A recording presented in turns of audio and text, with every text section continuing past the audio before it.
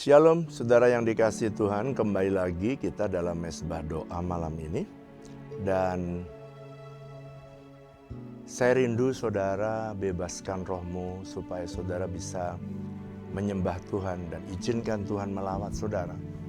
Kalau Tuhan melawat saudara, yang sakit tiba-tiba bisa disembuhkan oleh Tuhan. Yang susah ketika Tuhan melawat saudara, tiba-tiba saudara dihiburkan oleh Tuhan. Oleh karena itu, biarkan Tuhan menjamah hidup saudara dan biarkan Tuhan melawat hidup saudara sehingga sesuatu yang indah dan baik terjadi. Kita perlu Tuhan Yesus. Mari nyatakan, Yesus, ku perlu Kau dalam setiap langkahku, setiap detik, setiap waktu, setiap musim dalam hidupku. Peganglah tanganku, jangan pernah lepaskan. Dalam naungan-Mu ku aman sempurna.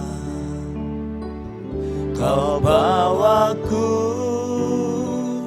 terbang tinggi, mengatasi badai kehidupanku. Hadirat-Mu tenangkanku, damai sejahtera-Mu melingkupiku. Katakan dari awal, Yesus, kami perlu Kau Tuhan. Yesus, ku perlu Kau dalam setiap langkahku, setiap detik, setiap waktu, setiap musim dalam hidupku. Peganglah tanganku, jangan pernah lepaskan. Dalam naungan-Mu ku aman sempurna. Kau bawaku terbang tinggi, mengatasi badai kehidupanku. Hadirat-Mu tenangkanku, damai sejahtera-Mu melingkupiku. Kau bawaku terbang tinggi, mengatasi badai kehidupanku. Hadirat-Mu tenangkanku, damai sejahtera-Mu melingkupiku. Katakan dari awal, Yesus, kami perlu Kau Tuhan. Yesus, ku perlu Kau dalam setiap langkahku, setiap detik, setiap waktu, setiap musim dalam hidupku. Peganglah tanganku, jangan pernah lepaskan. Dalam naungan-Mu ku aman sempurna. Kau bawaku terbang tinggi, mengatasi badai kehidupanku. Hadirat-Mu tenangkanku, damai sejahtera-Mu melingkupiku. Kau bawaku terbang tinggi,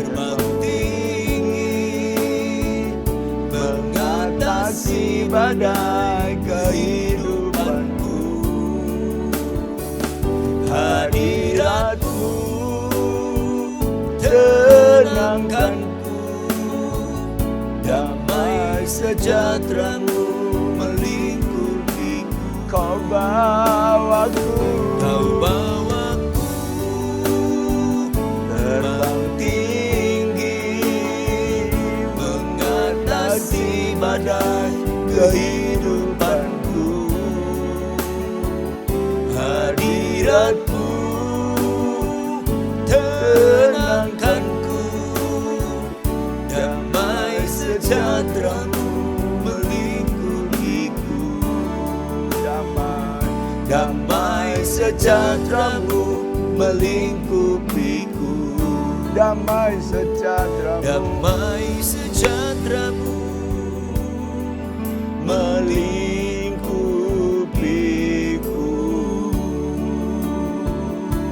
Mari sembah Tuhan, mari sembah Tuhan. Shanarana-lamu, Shinanaranamu, Rianamayasi, Shirarana-lamaya, Santana-lamaya, Rikaranamu, Liralabaya, Santanamu.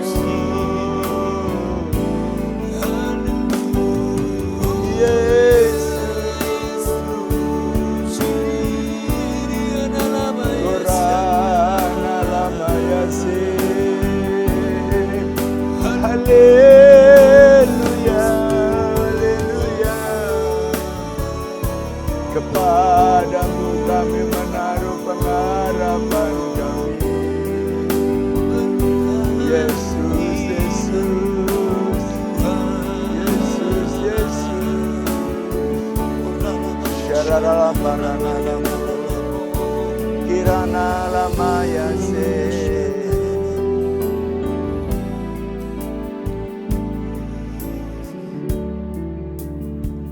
Tuhan, kami sangat memerlukan-Mu, kami sangat membutuhkan. Bahkan kami mau jujur, kami tidak sanggup hidup tanpa kehadiran-Mu. Sebab semua yang ada di dunia ini terjadi oleh karena firman. Itu sebabnya kalau ada sesuatu yang belum terjadi, Tuhan masih bekerja dalam hidup kami. Oleh karena itu kami mempercayai Tuhan punya perfektan, Tuhan punya waktu yang terbaik bagi setiap rencana, setiap proyek.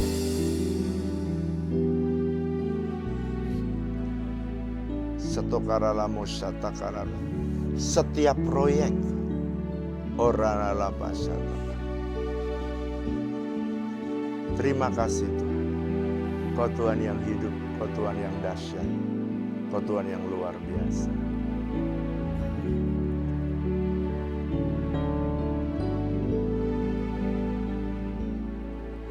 Saat ku berada di tengah gelombang, Kau ada di sana. Hadapi cobaan, lewati ujian, tangan-Mu melindungiku.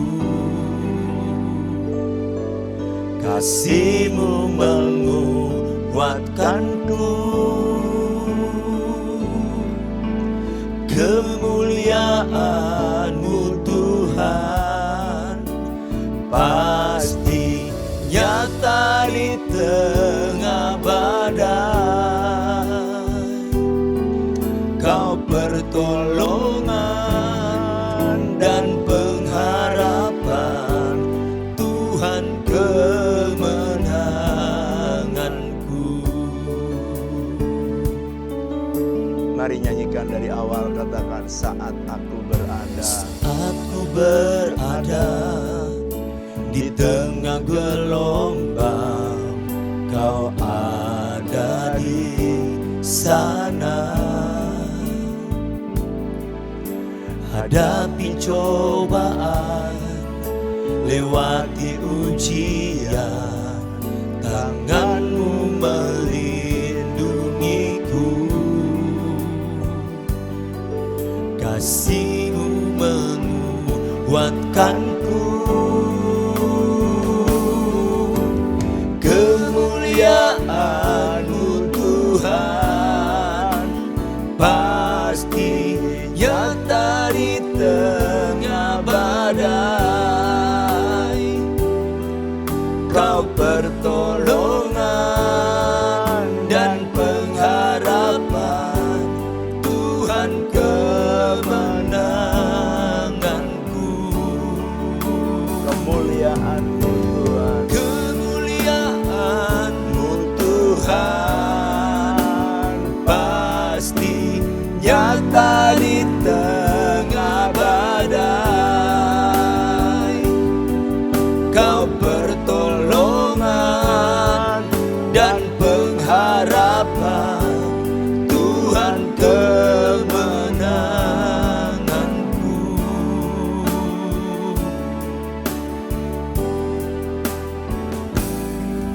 Saat ku berada di tengah gelombang, Kau ada di sana.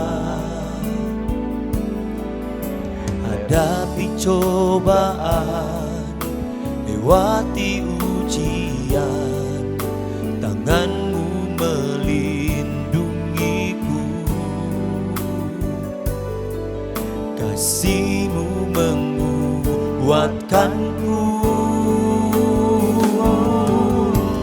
Kemuliaan-Mu Tuhan pasti nyata di tengah badai.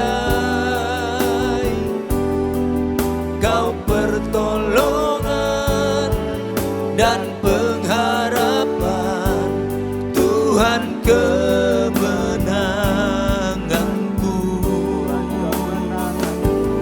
Tuhan kemenanganku. Tuhan kemenanganku. Ya Rabbana, mari sembah Yesus. Shederiarana lama Yesus, Kodarana malamasu, Rikanara labaya santana ranga, Rikarara basantana ranga, Rikarana lama Yesus. Ku percaya padamu,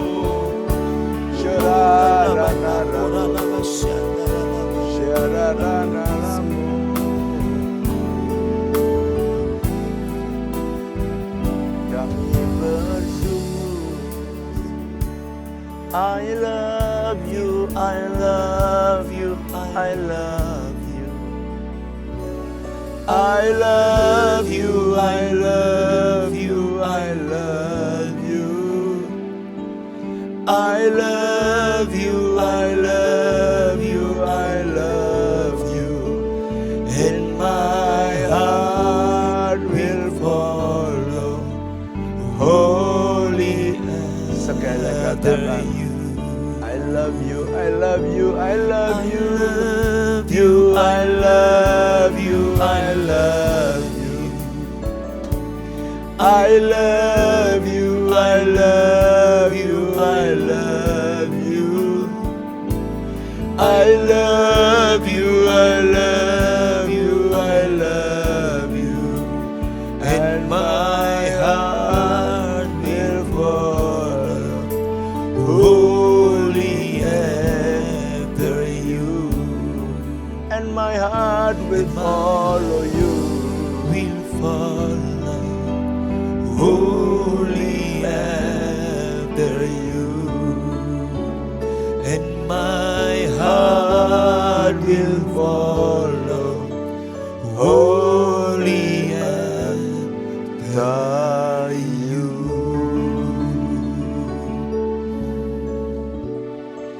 Kami bersyukur, kami berterima kasih Tuhan. Kami punya Tuhan yang hebat, kami punya Tuhan yang dahsyat, kami punya Tuhan yang ajaib dan luar biasa. Tuhan, sampaikanlah isi hatimu, sampaikan isi hatimu Tuhan. Terima kasih, Engkau Tuhan yang hebat, Tuhan yang luar biasa, Tuhan yang dahsyat. Mari sampaikanlah isi hatimu. Kami siap sedia untuk mendengarkan Tuhan.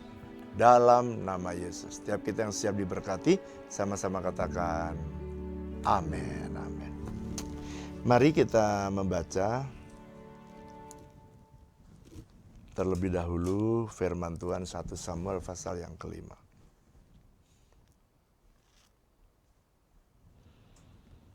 1 Samuel pasal yang kelima. Kita 1 Samuel pasal yang kelima, ayat yang pertama, kedua, ketiga.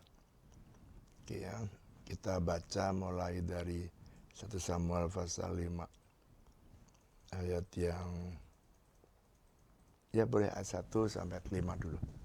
Silakan. Begini firman Tuhan, tabut Tuhan di tanah orang Filistin. Ayat yang pertama, sesudah orang Filistin merampas tabut Allah, maka mereka membawanya dari Ebenezer ke Asdod. Orang Filistin mengambil tabut Allah itu, dibawanya masuk ke kuil Dagon dan diletakkannya di sisi Dagon. Ketika orang-orang Asdod bangun pagi-pagi, pada keesokan harinya, tampaklah Dagon terjatuh dengan mukanya ke tanah di hadapan tabut Tuhan. Lalu mereka mengambil Dagon dan mengembalikannya ke tempatnya. Tetapi ketika keesokan harinya mereka bangun pagi-pagi, tampaklah Dagon terjatuh dengan mukanya ke tanah di hadapan tabut Tuhan. Tetapi kepala Dagon dan kedua belah tangannya terpenggal dan terpelanting ke ambang pintu, hanya badan Dagon itu yang masih tinggal. Itulah sebabnya para imam Dagon dan semua orang yang masuk ke dalam kuil Dagon tidak menginjak ambang pintu rumah Dagon yang di Asdod sampai hari ini. Wow. Amin. Saudara tahu ya ceritanya ini beberapa SMA beberapa waktu yang lalu. Jadi ceritanya pada waktu orang Israel perang dengan orang Filistin, maka mereka mengalami kekalahan. Lalu mereka ide kenapa gua nggak bawa tabut Allah. Sebab tabut Allah itu adalah lambang dari kehadiran Tuhan. Maka mereka mengambil, Hofni, Pinehas, anak Imam Eli ini mengambil tabut Allah yang ada di Silo. Lalu dia gotong, saudara. Ketika dia gotong, dia berharap orang-orang Filistin ini lari terbirit-birit seperti yang pernah terjadi sebelum-sebelumnya. Bahkan orang Filistin kaget, wah ini bakal kita mati berhadapan dengan Allahnya Israel. Tapi saudara tahu apa yang terjadi? Ketika mereka mengalami peperangan. Dan akhirnya mereka dikalahkan. Bahkan Hofni dan Pinehas mati. Nah, saya mau saudara belajar ya. Kenapa Hofni dan Pinehas di tengah-tengah tabut Allah kok malah mati? Kenapa kok mengalami kekalahan? Pasti kan something wrong. Sedangkan kehadiran Allah atau tabut Allah ini ketika ada di rumah Obed-Edom, justru 3 bulan saja mereka diberkati. Nah, coba kita membaca ya, kenapa sih ini terjadi? 1 Samuel pasal 2 ayat 30. Saudara baru tahu jawabannya. Kenapa ya? Kok orang-orang, ini jawabannya nih. Silakan baca. Sebab itu demikianlah firman Tuhan Allah Israel. Sesungguhnya aku telah berjanji, keluargamu dan kaummu akan hidup di hadapanku selamanya. Tetapi sekarang demikianlah firman Tuhan, jauhlah hal itu daripadaku. Sebab siapa yang menghormati aku akan kuhormati, tetapi siapa yang menghina aku akan dipandang rendah. Wow. Perhatikan ya. Siapa yang menghormati aku akan kuhormati. Tapi siapa yang menghina aku akan dipandang rendah. Jadi harusnya saudara, Hofni dan Pinehas harusnya itu kalau bawa tabut harusnya hati-hati. Saudara tahu kan ya, tabut Allah itu dibawa lalu kemudian Usa pegang tabut Allah. mati seketika. Nah kalau begitu Tuhan janji, Tuhan bilang, siapa yang menghormati aku akan kuhormati. Tapi siapa yang tidak menghormati aku. Jadi ada tabut Allah tapi itu dia anggap remeh. Dia tidak menyucikan diri, dia tidak merendahkan diri seperti Obed-Edom. Lalu kemudian ketika mereka kalah, tabut Allah dirampas sama orang Filistin. Nah perhatikan, ini yang saya mau bahas hari ini. Ketika mereka ada membawa di tabut Allah di rumah Filistin, dibawalah mereka ditaruh di kuil Dagon. Mereka itu nggak ngerti, taruhnya di kuil Dagon. Masa Allah disamakan dengan buatan manusia? Saudara tahu, tiba-tiba ini kuil Dagon patah kepalanya, jatuh. Mungkin dipenggal malam-malam sama Tuhan ya. Terus dimasukin lagi supaya berdiri, duduk bisa berdiri. Ternyata malamnya jatuh semuanya, pecah semuanya, dan sampai badannya pun hancur. Nah kemudian orang Filistin ini bertanya, jangan-jangan ini rusak karena itu. Jangan-jangan ini hancur. Saya mau tunjukkan saudara, apa yang terjadi ya ketika orang di dalam hadirat Tuhan atau di dalam tabut Tuhan, tapi dia tidak menghormati Tuhan. Ada banyak efeknya saudara. Itu kan ke Dagon langsung jatuh. Gimana dengan orang-orang di sana? Nah saya pengen saudara belajar. Apa sih yang terjadi ketika tabut Allah ini dibawa oleh orang Filistin, ditaruh di Asdod. Mari baca. 1 Samuel pasal yang ke-5 ayat yang ke-6. 1 Samuel pasal 5 ayat yang ke-6. Tangan Tuhan menekan orang-orang Asdod itu dengan berat dan ia membingungkan mereka. Ia menghajar mereka dengan borok-borok baik Asdod maupun daerahnya. Wow, coba perhatikan. Bukan hanya kuil Dagon, bukan hanya patung Dagon saja yang menerima sanksi. Patah kepalanya. Tapi coba perhatikan nomor 1, apa yang terjadi? Tuhan menekan orang-orang Asdod. Nomor 1. Saudara, saudara coba sambil bayangkan, saya juga membayangkan. Gimana kalau Tuhan menekan? Saudara kalau hidup tertekan aja stres ya, saudara itu perlu obat, betul nggak saudara? Perlu ke dokter jiwa, itu kalau tertekan. Ini yang menekan bukan persoalan, ini yang menekan Tuhan. Waduh, ngeri sekali. Jadi orang yang meremehkan atau tidak menghormati hadirat Tuhan atau tidak menghormati tabut Allah atau kehadiran Tuhan, dianggap remeh aja gitu, dianggap sepele. Maka nomor 1 yang akan terjadi, Tuhan akan menekan orang itu. Dan kalau Tuhan yang menekan, ya pasti stres, depresi. Karena Tuhan. Jadi sometimes ya saudara, ada penderitaan, ada tekanan-tekanan yang datang bukan dari setan, justru datangnya dari Tuhan. Ini ayatnya. Kenapa kok Tuhan menekan? Karena mereka tidak menghormati kehadiran Tuhan. Harusnya dia niru Obed-Edom. Kalau ada tabut Allah di situ, dia anaknya dikasih tahu pagi-pagi kamu harus sembahyang, kamu harus bangun mezbah, kamu tidak boleh berbuat dosa, kamu harus sungguh-sungguh mengenal Tuhan, kamu harus sungguh-sungguh. Kenapa saudara? Karena kalau kita tidak menghormati Tuhan di tengah-tengah kehadiran Tuhan, it's very dangerous. Tuhan menekan orang-orang Asdod. Nah mungkin saudara berkata, itu kan orang Filistin Pak. Sekarang saya tanya, ada nggak orang Kristen yang berani berbuat dosa sekalipun ada di dalam hadirat Tuhan? Coba chat, jawab ya. Ada nggak orang Kristen yang berbuat dosa sekalipun ada di dalam hadirat Tuhan? Coba chat. Jawabannya, oh banyak. Ada Pak. Kenapa ada? Saudara, saya sudah melihat ada orang yang berani melayani di atas panggung pun mereka berani berzina, saudara. Ada orang yang melayani di panggung, pemain musik lah, WL lah, singer lah. Mereka tuh berani berselingkuh. Walaupun minggu di depan hadirat Tuhan itu mereka melayani Tuhan. Hati-hati ya, hati-hati. Bahkan ada pendeta hamba Tuhan yang berani juga selingkuh gitu.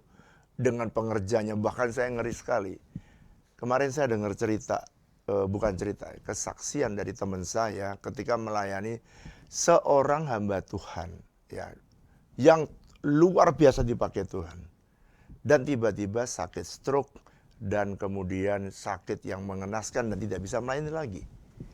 Ketika dia cerita, kenapa kamu sampai semua bisa terjadi? Dia cerita, saudara. Dia cerita bahwa dia selingkuh dengan guru sekolah minggunya di belakang panggung gereja. Coba bayangkan. How can gitu? Di dalam tabut Tuhan, di dalam rumah Tuhan, kok berani-berani gitu.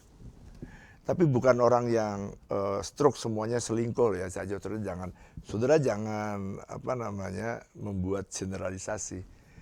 Jadi dia ini tidak menghormati Tuhan, maka siapa yang menghormati Tuhan akan kuhormati.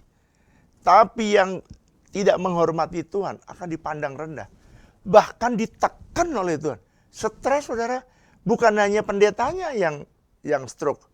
Keluarganya juga ikut sengsara, ikut tertekan. Jadi banyak orang tertekan oleh karena kita berbuat dosa. Melanggar firman. Coba kalau sekarang kita udah jadi anak Tuhan, coba belajar menyucikan diri supaya kita semakin hari semakin berkenan di hadapan Tuhan. Amin apa amin?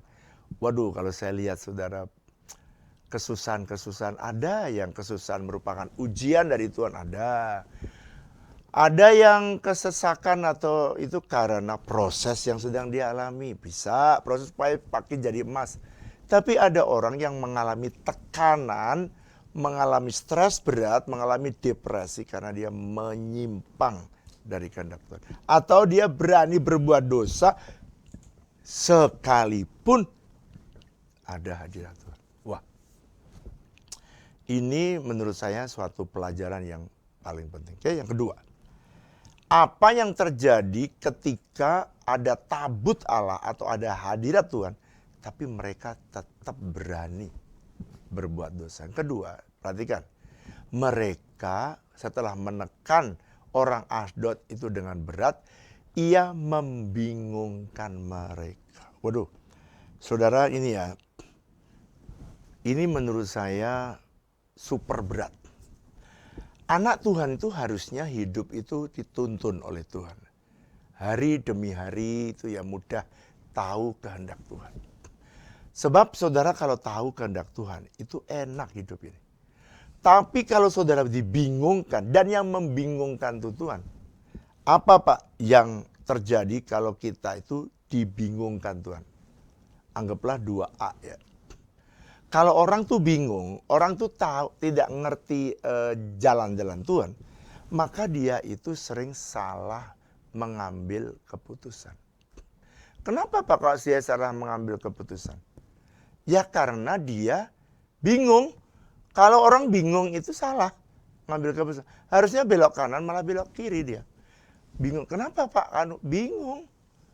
Makanya orang bingung itu bisa mengakibatkan dia salah mengambil keputusan. Begitu keputusannya salah, saudara tahu, begitu keputusannya salah, seketika itu banyak penderitaan terjadi. Istrinya, anaknya, keluarganya, gerejanya, semua ikut menderita. Banyak sekali saudara keputusan-keputusan yang diambil salah. Contoh ya, Saul. Pada waktu Saul bingung, dia harus menunggu 7 hari Samuel. Udah 7 hari, Samuel nggak datang-datang. Karena ternyata Saul ini bingung, di tengah kebingungan, dia memutuskan dia mengambil baju efod dan bukan tugas dia sebagai imam, dia mempersembahkan korban. Di tengah korban, perhatikan ya, di tengah salah mengambil keputusan, saudara tahu akibatnya. Tuhan bilang, aduh lewat Samuel, kamu ini bodoh sekali. Akibat dia salah mengambil keputusan, dia harus turun jabatan. Tuh, perhatikan. Jadi saudara ya, kalau bingung, itu nomor satu saudara harus naik ke rumah Tuhan. Atau saudara naik ke menara doa. Saya kalau lagi pusing, lagi bingung, saya tidak mau ngambil keputusan apapun. Saya akan naik ke menara, duduk, dan sampai saya mendengar kembali suara Tuhan. Makanya saya bisa ngerti perasaan dari Musa, saudara. Gimana dia rasakan, dia bilang, Tuhan, kalau aku nggak rasakan Tuhan, nggak dapat bimbingan Tuhan, jangan aku suruh pergi dari tempat ini. Dia bilang gini, I don't want to leave this place. If your presence doesn't go with us. Dia bilang, kalau Tuhan, hadiratmu tidak bersama aku, jangan suruh aku pergi dari tempat ini. Bila engkau tak besertaku, ku tak mau berjalan. Ku perlu Tuhan, pimpin langkahku dengan kasih karunia-Mu. Pimpin langkahku setiap waktu, berjalan dalam Roh-Mu. Nyatakan Tuhan kemuliaan-Mu, dan berjalanlah denganku. Jadi kalau orang itu bingung, ya bisa dia salah mengambil keputusan. Pak, apa yang terjadi kalau orang bingung? Pertama, salah ngambil keputusan. Yang kedua, atau 2B ya, ini masih poin 2 nih. Kalau orang itu bingung, maka dia bisa salah arah. Kalau tadi keputusannya salah. Sampai Saul diturunkan Tuhan, diganti sama Daud. Sampai rakyat Israel atau orang-orang Israel terpukul, kalah, dan banyak yang mati. Nah, kalau salah arah, Pak. Nah, ini gawat nih. Siapa yang pernah mengalami salah arah? Petrus, saudara. Petrus waktu Tuhan Yesus mati, dia sedihnya bukan main. Sampai Yohanes pasal 21 ayat 1 sampai 4. Dia yang sudah ditabiskan, sudah didoakan oleh Tuhan Yesus menjadi penjala manusia, dia kembali lagi menjadi penjala ikan. Ini salah arah. Jadi orang itu kalau bingung, dia bisa salah dalam menuju kepada destiny yang Tuhan mau. Saudara, saya paling takut kalau saya tidak berjalan bersama dengan Tuhan. Saya paling takut. Why? Kenapa? Karena arah kita bisa salah.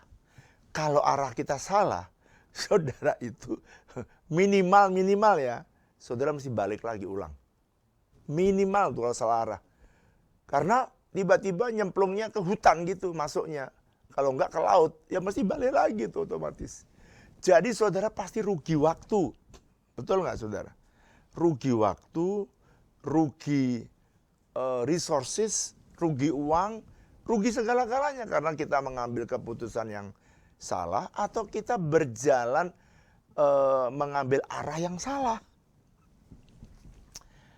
Banyak anak-anak Tuhan udah tahu firman Tuhan berkata, jangan merupakan pasangan yang tidak seimbang dengan orang-orang yang tidak percaya. Tapi saudara tahu akibatnya?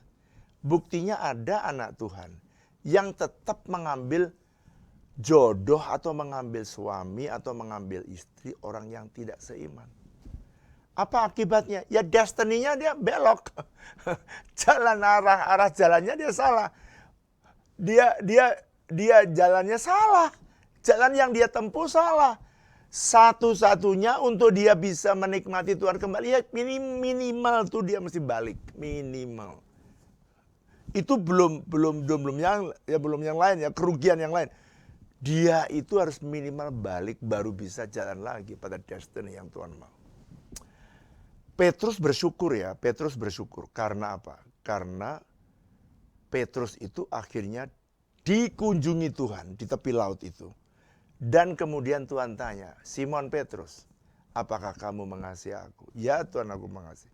Gembalakanlah domba-dombaku. Maksudnya Tuhan Yesus, lu jangan menggembalakan ikan dong.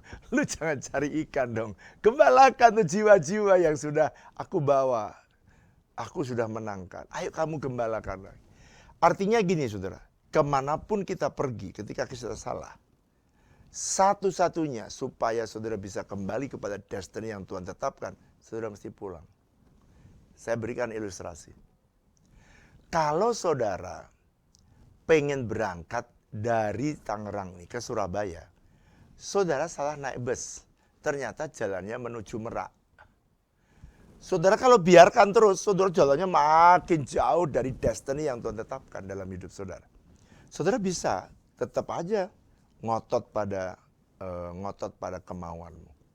Tetapi kalau salah sampai salah dan kau biarkan saudara makin jauh, dan tidak sedikit orang yang kehilangan keselamatan oleh karena mereka dengan sengaja meninggalkan jalan Tuhan. Saya pakai dengan kata dengan sengaja karena saya melihat banyak orang sudah dinasehati, jangan berpasangan dengan orang yang tidak seiman, tetap aja ngotot. Dan konsekuensinya, saudara suatu hari akan kehilangan keselamatan. Oleh karena itu saya pesan ya pada orang tua. Saudara yang punya anak, didiklah anakmu dalam takut akan Tuhan. Arahkan dia masuk kelompok sel, dalam komunitas, supaya mereka bisa bertumbuh. Supaya jangan murahan gitu. Anak-anak Tuhan itu jangan murahan. Jangan takut nanti gak dapet jodoh gitu. Tapi saudara harus menjadi orang yang meyakini bahwa rencana Tuhan adalah rancangan yang terbaik. Jadi jalan satu-satunya mesti kembali. Mungkin ada saudara berkata, Pak, saya ini lagi sengsara. Saya salah jalan Pak, salah arah. Ya kembali. Nanti saya mau berdoa di akhir daripada mesbah doa ini. Saya pengen saudara ngalami Tuhan. Saya pengen saudara ngalami kembali lagi bertemu dengan Tuhan. Oke? Kalau orang itu bisa, kalau orang bingung, ya pertama tadi bisa salah ambil keputusan. 2B, orang itu bisa salah jalan. Ini yang bahaya lagi. Saudara yang mengambil, yang bingung tadi ngambil keputusan salah dan mengambil jalan yang salah. Pada akhirnya, saudara bisa lambat menuju apa yang direncanakan oleh Tuhan dalam hidup saudara. Jadi lambat mencapai tujuan, lambat mencapai destiny. Teman-temanmu udah jalan 10 kilo, kok baru jalan lagi. Lambat di dalam mencapai rencana Tuhan. Saudara, Tuhan punya jalan dan jalannya Tuhan itu seringkali tak terselami. Tapi orang yang dapat tuntunan Tuhan, dia akan, kalau orang yang dapat tuntunan Tuhan, dia mudah, cepat mencapai destiny-nya. Ada lagu bagus. Jalanmu tak terselami oleh setiap hati kami. Namun satu hal ku percaya, ada rencana yang indah, tak terduga, tiada terduga kasih-Mu. Heran Tuhan, heran dan besar bagiku arti kehadiran-Mu selalu nyata di dalam hidupku. Penyertaan-Mu sempurna, rancangan-Mu penuh damai, aman dan sejahtera walau di tengah badai. Ingin ku selalu bersama, rasakan keindahan arti kehadiran-Mu Tuhan. Ini yang ngarang lagu ini, dia tuh menghargai arti kehadiran Tuhan. Sebab bahaya banget kalau seseorang itu sampai ditinggal atau dia bingung dan tidak tahu jalannya Tuhan. Oke, sekarang yang ketiga, kembali 1 Samuel pasal yang ke-5 ayat yang ke-6. Balik lagi ya, ayat ini bagus. Tangan Tuhan menekan orang-orang Asdod itu dengan berat dan ia membingungkan mereka. Ia menghajar mereka dengan borok-borok baik Asdod maupun daerahnya. Yang ketiga lebih parah lagi. Yang ketiga ini Tuhan menghajar. Mengajar dengan menghajar itu beda, saudara. Menghajar itu dengan pukulan. Dengan apa, Pak? Itu borok-borok. Ih, saudara. Jadi saya tidak berkata kalau ada orang borokan terus kemudian ini orang yang sedang menyimpang dari jalan Tuhan. Jangan menghakimi ya. Jangan dibalik dan jangan mengeneralisasi. Jadi kenapa kok orang ini mengalami? Karena mereka tidak meremehkan kehadiran Tuhan. Kalau menurut 1 Samuel pasal 2 tadi dibilang karena dia tidak menghormati Tuhan. Orang yang tidak menghormati Tuhan ya tidak dihormati oleh Tuhan. Dan akhirnya yang ketiga dihajar borok-borok.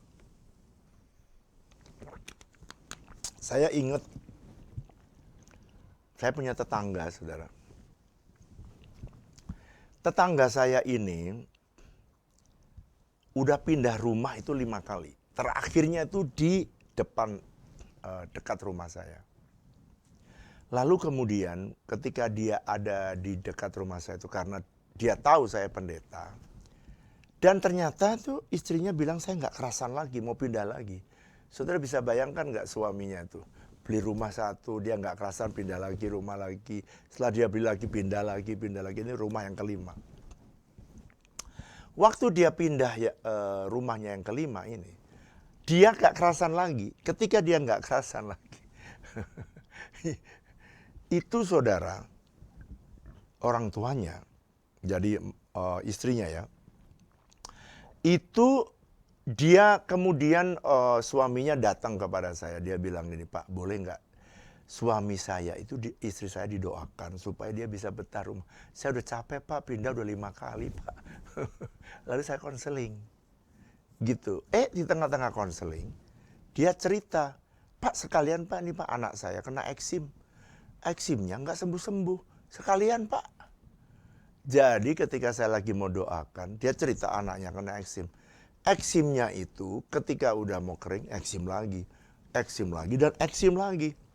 Nah kalau orang itu terus-menerus kena borok, ini bukan borok tapi borok-borok, itu artinya berulang-ulang. Nah saya tanya, pasti ada sesuatu yang salah. Saya tanya sama ibunya ini, Ibu, udah Ibu nggak betah di situ. Kayak merasa dirinya tuh diusir, nggak betah. Lalu yang kedua, anakmu itu selalu kena borok. Borok-borok. Ibu ini udah Kristen, tapi kenapa pasti ada yang ibu simpan, yang ibu tidak berani terbuka dengan orang lain. Oh dia nangis, saudara. Ternyata dia simpan itu, saudara, puser anak-anaknya. Dan anaknya yang kena borok itu, ternyata puser yang dia simpan paling lama. Karena memang dia paling gede, saudara. Jadi yang diajar anak sulungnya. Jadi kemudian dia ngaku, Pak saya ini nyimpen puser. Kenapa? Karena saya berpikir, kata orang-orang tuh, kalau pusernya disimpan anaknya sehat. Tapi buktinya kok nggak sehat justru. Saudara, yang bisa bikin seseorang sehat itu Tuhan. Bukan pusermu dong. pusar itu harus ditimbun, ya harus dibuang gitu. Nah, itu yang bikin kadang-kadang Tuhan itu terpaksa memberikan borok-borok atau menghajar dengan eksim oleh karena apa saudara? Karena mereka tidak mentaati Tuhan. Makanya saudara, kalau orang itu di dalam hadirat Tuhan dan berani main-main dengan Tuhan, konsekuensinya borok.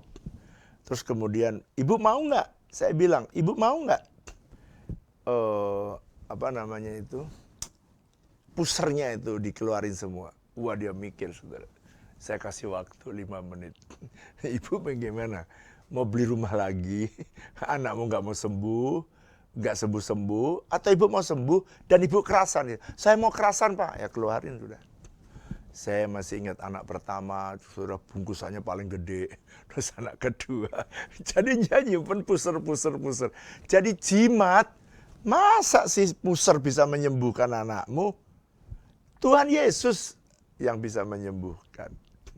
Karena oleh bilurnya kita disembuhkan. Keluarin saudara. Begitu dikeluarin, saudara tahu? Saya angkut semua, saya doakan. Begitu saya doakan. Saudara tahu? Eksimnya besok seketika, zet, kering. Yang kedua, si ibu ini tiba-tiba kerasan di rumah itu. Sampai dia dipanggil Tuhan, dia tinggal di rumah di mana saya, dekat dengan rumah saya. Jadi dia harusnya pindah lagi beli rumah. Iya itu kalau rumah yang ke-6, kalau ke-7, ke-8, ke-9. Jadi yang menyebabkan ada orang yang tidak bisa betah itu kadang-kadang karena ada yang kita simpan. Ya tidak jadi orang Kristen tapi kita tidak menghormati hadirat Tuhan. Berani terus simpan jimat. Makanya Kristen itu jangan simpan opo-opo. Jangan simpan patkwa, apa sih namanya itu yang di depan rumah itu. Itu saya yang lambangnya macan. Terus kemudian apa sih patwa atau apa itu. Orang Chinese suka punya segi 8 apa segi 6 terus ada gambar macan. Saya tanya ini apa ini? Ini penjaga pintu pak. Supaya kalau ada maling macannya berteriak gitu. Masa sih gambar gitu bisa ngusir maling? Yang bisa ya Tuhan, ada malaikatnya berjaga-jaga. Jadi saudara belajar ya. Belajar dari Tuhan. Tuhan bisa menghajar borok-borok yang dengan borok-borok dan Tuhan juga bisa menyembuhkan orang-orang yang sakit. Mungkin ada saudara yang sakit saat ini. Tuhan bisa nggak menyembuhkan? Sangat bisa. Tuhan bisa sanggup menyembuhkan. Makanya saudara, cirinya gimana Pak? Itu borok yang karena saya tidak mandi atau borok karena Tuhan. Cirinya nggak sembuh-sembuh. Udah itu. Cirinya ya sembuh sakit. Ciri pertama. Ciri kedua, kadang-kadang dia sembuh, muncul lagi yang tempat lain. Silih berganti gitu, sakitnya tuh silih berganti. Udah sakit sembuh, masuk rumah sakit lagi sembuh, masuk lagi rumah sakit. Nah, itu tanda petanda bahwa penyakit itu bukan penyakit yang karena bakteri, karena virus, bukan karena penyakit karena kamu nggak mandi sehingga ada kudisnya, kamu borok, bukan itu. Jadi kalau saudara ngalami terus menerus ya sakit terus, saudara ngalami persoalan silih berganti terus menerus, sepertinya nggak ada ujung, nggak ada pangkalnya, udah selesai ini masuk lagi, makin sulit. Nah itu tanda-tanda bahwa saudara kurang menghargai hadirat Tuhan. Coba belajar. Bilang Tuhan aku mau menghargai Tuhan. Hadiratmu itu kekuatanku. Kalau saudara jadikan hadirat Tuhan jadi kekuatan hidup saudara, saudara akan menikmati kehadiran Tuhan. Yang terakhir, ngeri nih. Yang keempat ya. 1 Samuel pasal 5 ayat 10 dan ayat 12. Dipindahkan ini. Dari Asdod dipindahkan. Ayat 10 sampai 12. Ayat 10. Lalu mereka mengantarkan tabut Allah itu ke Ekron. Tetapi sesampai tabut Allah itu di Ekron, berteriaklah orang Ekron itu. Demikian, mereka memindahkan tabut Allah Israel itu kepada kita untuk mematikan kita dan bangsa kita. Sebab itu mereka memanggil berkumpul semua raja kota orang Filistin itu dan berkata, antarkanlah tabut Allah itu, Israel itu, biarlah itu kembali ke tempatnya, supaya jangan dimatikannya kita dan bangsa kita. Sebab di seluruh kota itu ada kegemparan maut. Ada kegemparan maut. Wih, ngeri loh. Terus Tangan Allah menekan orang-orang di sana dengan sangat berat. ayat 12. Orang-orang yang tidak mati dihajar dengan borok-borok, sehingga teriakan kota itu naik ke langit. Lihat ya. yang masih hidup dengan borok. Yang nggak tahan dibuang, diambil dari Asdod, dibuang ke Ekron. Ekron ketakutan. Dan di Ekron Tuhan sengaja membunuh itu. Ayat 11 tadi. Ayat 11 dikatakan mereka, sebab di seluruh kota itu ada kegemparan maut. Ini ngeri banget. Ngeri maut. Ngeri banget ada maut. Nah, kadang-kadang ya, juga kadang-kadang memikirkan kenapa ada orang ya kok meninggalnya itu kok begini cara yang mengenaskan gitu. Ada orang yang tiba-tiba mati dengan sangat sengsara. Nah, kalau saudara, salah satunya ya, kalau yang keempat, kalau kita tidak menghormati Tuhan, atau kita tidak menghormati hadirat Tuhan, maka yang keempat, Tuhan membunuh dan mematikan mereka.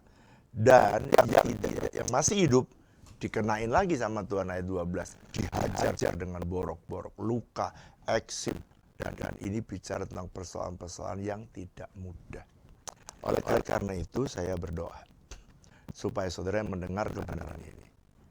Mari datang sama Tuhan, saya mau berdoa. Kalau ada saudara yang karena saudara kurang menghargai Tuhan, kurang menghargai hati Tuhan, dan 4 ciri ini ada dalam keluargamu, saudara hati-hati. Saya mau berdoa supaya Tuhan putuskan, dan kemudian saya akan berdoa. Mungkin ada saudara yang sakit dan sebagainya ya. Hadirat-Mu kekuatanku, menuntun langkah di musim yang baru. Berjalan dengan Tuhan, pernah aku ragu, menggenapi janji dan rencana-Mu. Yesus, Yesus, panggil Yesus. Yesus, Yesus, Yesus, ku panggil nama-Mu. Kasih-Nya melimpah di hidupku, mengalir deras urapan dan kuasa-Mu. Mujizat besar nyata dalam hidupku. Hadirat-Mu, hadirat-Mu kekuatanku. Imanku teguh, imanku teguh, mendengar suara-Mu. Kemuliaan-Mu dalam dimensi yang baru. Anugerah besar nyata dalam hidupku. Yesus, panggil namanya Yesus. Yesus, Yesus, Yesus, ku panggil nama-Mu. Kasih-Nya melimpah hidupku, mengalir deras urapan dan kuasa-Mu. Mujizat besar nyata dalam. Panggil Yesus, Yesus. Yesus, Yesus, Yesus, panggil nama-Mu. Kasih-Nya melimpah di hidupku, mengalir deras urapan dan kuasa-Mu. Mujizat besar nyata dalam hidup. Perkara besar, perkara besar nyata dalam hidupku. Mujizat besar, mujizat besar nyata dalam hidupku. Coba saudara, mungkin ada saudara yang 1, 2, 3, 4 ada dalam hidup saudara. Kalau saudara berkata, Tuhan, aku mau dibebaskan. Kau angkat tanganmu. Angkat tanganmu. Ora basa, mungkin ada anggota keluargamu yang meninggal tanpa tahu, tanpa sebab. Oh Santa Kanarala, Ora Namarakata. Mungkin saudara ada yang bingung. Saudara rasanya, aku nggak ngerti ya cara ngambil keputusan. Aku nggak tahu ya. Mungkin saudara merasakan tekanan yang berat. Kalau itu saudara, saya mau berdoa supaya Tuhan menolong saudara. Aku berdoa Tuhan untuk anak-anakmu yang mengangkat tangan. Orang-orang kau selidiki mereka satu persatu. Aku minta Tuhan yang menyelidiki hati mereka. Bicara Tuhan dengan mereka. Supaya mereka bisa dibebaskan dari kebingungan mereka. Bisa dibebaskan dari borok, eksim dan sebagainya. Tuhan bahkan mereka yang keluar dari istana kembalikan pada rencana-Mu. Aku berdoa berikan kesehatan mereka. Arahkan mereka kembali supaya mereka benar dengan Tuhan. Dan mereka bisa mengikut Tuhan kemanapun Tuhan menyuruh kami pergi. Ajari kami belajar setia taat kepada-Mu. Tuhan, aku berdoa untuk teman-teman kami yang memasukkan pokok doa yang lagi sakit. Menjamah mereka. Dan oleh Yesus mereka disembuhkan. Apapun penyakitnya, baik itu kanker, baik itu tumor, baik itu ginjal, baik itu paru, baik itu diabetes, baik itu liver, sakit jantung, semuanya dalam nama Yesus mereka disembuhkan dan dipulihkan. Dalam nama Yesus. Terima kasih, terima kasih. Kau Tuhan yang hebat, Kau Tuhan yang dahsyat, Kau Tuhan yang ajaib. Tuhan, aku berdoa mereka yang butuh pekerjaan, mereka yang butuh keuangan, mujizat keuangan. Tuhan, aku berdoa, Tuhan kalau mereka perlu mujizat finansial, mengangkat tangan kami, memberkati mereka, supaya mereka tidak terjerat dengan hutang, tapi mereka bisa menghidupi diri mereka sendiri. Sehingga Tuhan usaha mereka diberkati, karyawan mereka diberkati. Aku berdoa supaya Tuhan di masa sulit seperti ini, Tuhan tidak pernah meninggalkan mereka. Aku bersyukur dan berterima kasih untuk semua kebaikan-Mu, semua anugerah-Mu. Aku berdoa Tuhan untuk mereka yang punya masalah keluar. Mari angkat tangan saudara. Kalau saudara anakmu susah diatur, bahkan mereka memberontak, angkat tanganmu tinggi-tinggi. Kalau mungkin ada di antaramu yang punya perselisihan suami dan istri, aku berdoa, angkat tanganmu. Aku berdoa Tuhan sampai menjamah mereka yang mengangkat tangan. Semua persoalan keluarga Yesus adalah kunci dari segala sesuatu. Tuhan Yesus, Engkaulah kunci dari semua. Dan aku berdoa supaya kiranya Tuhan berkenan menjamah mereka. Terima kasih Tuhan. Keluarga mereka menjadi sembuh, keluarga mereka good relation satu dengan lain. Dan aku berdoa supaya semua sakit apapun penyakitnya, Engkau menjamah dan menyembuhkan mereka. Terima kasih Tuhan, Engkau Tuhan yang hebat. Mari angkat tanganmu sambil teriak, Yesus, Yesus. Yesus, Yesus, Yesus, ku panggil nama-Mu. Kasih yang melimpah di hidupku, mengalir deras urapan dan kuasa-Mu. Mujizat besar nyata dalam hidupku. Perkara besar nyata dalam hidupku. Mujizat besar, Mujizat besar nyata dalam hidupku. mari angkat dua tanganmu dan berkata Tuhan, biarlah berkat kasih karunia dan damai sejahtera yang berlimpah-limpah dari Allah Bapa, kasih dan cinta dari Tuhan Yesus, persekutuan yang manis kiranya menyertai Bapak Ibu Saudara sekalian mulai hari ini bahkan sampai selama-lamanya. Yang percaya sama-sama katakan Amin. Sampai jumpa di mesbah berikutnya. Tuhan Yesus memberkati saudara.